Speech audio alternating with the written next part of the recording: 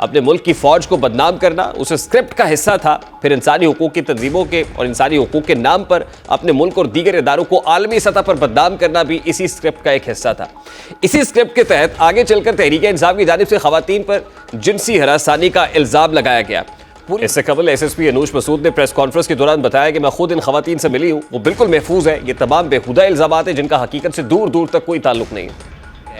कि इस घिनौने प्रोपेगेंडे से मुल्क की और अपनी खातून वर्कर्स की जिस तरह बदनामी की गई है उसका मदावा कैसे होगा। सानिया 9 मई क्या है? पुरतशद्दुद एहतजाज, इमलाक को नुकसान पहुंचाना, क्या ये पहली बार हुआ है? इससे पहले तो ऐसा कई बार हो चुका। तो फिर सवाल यह है कि 9 मई को हम सानेहा क्यों कह रहे हैं? क्योंकि इस दिन कोई नॉर्मल तोड़फोड़ या मुजाहरा नहीं हुआ। ये पाकिस्तान की सालमियत, इसके तशख्खुस पर एक हमला था, एक कारी वार था। अपने मुल्क की फौज को बदनाम करना उस स्क्रिप्ट का हिस्सा था। फिर इंसानी हुकूक की तंजीमों के और इंसानी हुकूक के नाम पर अपने मुल्क और दीगर इदारों को आलमी सतह पर बदनाम करना भी इसी स्क्रिप्ट का एक हिस्सा था।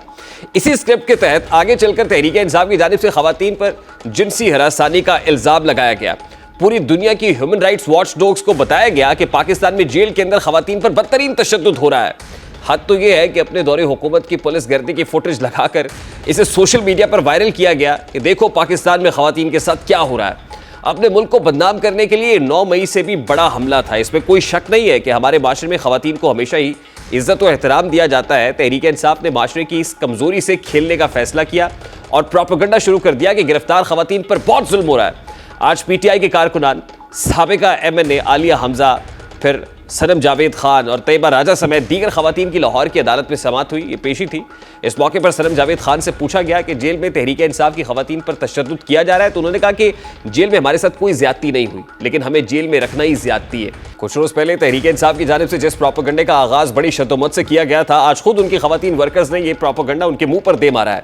या ये बात भी काबिल जिक्र है कि तहरीक-ए-इंसाफ का दावा है कि उनकी 1000 के करीब खवातीन जेल में है। हालांकि डॉक्टर उस्मान अनवर और senior superintendent police SSP investigation doctor Anoosh Masood ने एक मुश्तरका प्रेस कॉन्फ्रेंस में बताया था कि लाहौर में 13 और रावलपिंडी में 2 खवातीन ज़ेर हिरासत है। पंजाब के निगरान वज़ीर आला मोहसिन नकवी ने भी वाज़ेह किया कि कुल 11 खवातीन हमारे पास है।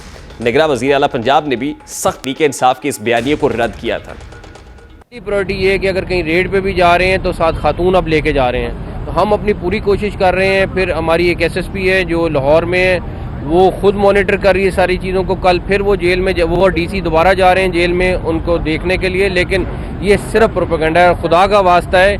माओ बहनों की इज्जत होती है। इस तरह के इल्ज़ाम सोचना या कहना, इससे पहले सोच लेना चाहिए। इससे कबल एसएसपी अनूश मसूद ने प्रेस कॉन्फ्रेंस के दौरान बताया कि मैं खुद इन खवातीन से मिली हूँ, वो बिल्कुल महफूज है। ये तमाम बेहुदा इल्जामात हैं जिनका हकीकत से दूर दूर तक कोई ताल्लुक नहीं है। खतीजा शाह से भी मेरी मुलाकात हुई है, हम लोगों ने उससे बात की है और देखिए मेडिकल प्रॉब्लम्स जिन जिन की है उनको तमाम मेडिसिन प्रोवाइड की गई हैं। अगर उन किसी को सांस का इशू है, किसी को स्किन प्रॉब्लम है, यहाँ तक भी फैसिलिटीज़ प्रोवाइड की गई हैं। यहाँ पे कोई मेल एंटर ही नहीं हो सकता है। यहाँ पे 2 गेट्स हैं फॉर द एंट्री, सिर्फ फीमेल की कन्फाइंड एरिया में जाने के लिए। अगर गौर करें तो राना सनाउल्लाह की प्रेस कॉन्फ्रेंस की मंतक अब समझ में आती है। गुज़श्ता हफ्ते राना सनाउल्लाह ने इल्जाम लगाया था कि मुबैना कॉल पकड़ी गई है जिसमें तहरीक-ए-इंसाफ के कुछ लोग मुल्क को बदनाम करने के लिए कुछ बड़ा करने जा रहे हैं। उन्होंने जेल में किसी खातून के साथ जिनसी ज्यादती के बाद इसे हुकूमत पर डालकर दुनिया भर में पाकिस्तान को बदनाम करने की साजिश का प्लान किया था। फिर हमने देखा कि इस प्रेस कॉन्फ्रेंस के बाद तहरीक-ए-इंसाफ के कारकुन पूरी दुनिया में मुतहर्रिक हुए और इल्जाम लगाया गया कि जेल में किसी पीटीआई खातून वर्कर की बेहुरमती की गई है। खुद तहरीक-ए-इंसाफ वाले इस प्रोपेगेंडे के चक्कर में अपनी खवातीन वर्कर्स को बदनाम करने लगे। आज वो सारा प्रोपेगेंडा बैकड्रॉप उसका जो है वो फ्लॉप तो हो गया है, लेकिन सवाल यह है कि इस घिनौने प्रोपेगेंडे से मुल्क की और अपनी खातून वर्कर्स की जिस तरह बदनामी की गई है उसका मदावा कैसे होगा। दूसरी जानिब वज़ीर आला पंजाब सैयद मोहसिन रज़ा नकवी ने इस सारे मामले पर एक 2 रुकनी कमेटी बनाई जो एसएसपी अनूश मसूद और एक खातून डिप्टी कमिश्नर पर मुश्तमिल थी। इस कमेटी ने जेल में जाकर खवातीन से मुलाकात भी की और तमाम सूरत हाल का जायजा भी लिया और इस मुताल्लिक अवाम को भी आगाह किया। इस कमेटी पर भी बाज़ हल्कों की जानिब से अदम एतमाद का इजहार किया गया। तासुर देने की गई कि एक बावर्दी पुलिस ऑफिसर कैसे अपने ही महकमे को चार्जशीट कर सकती है।